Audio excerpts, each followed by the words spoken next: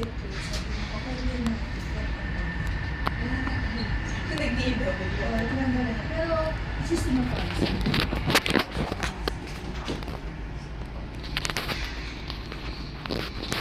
Sige po, Ate, para lang ma-clarify doon.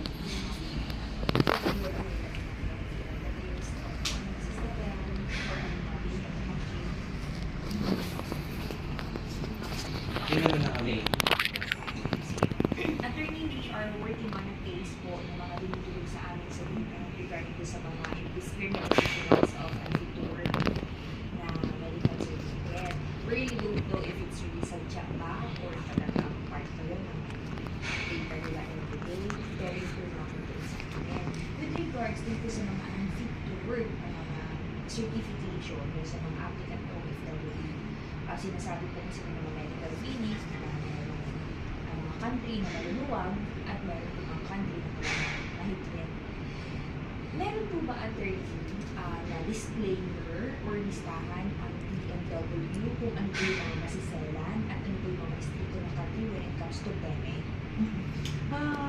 As far as the DMW is concerned, meron tayong general guarantee sa ating mga host countries na we will only deploy medically fit OFWs.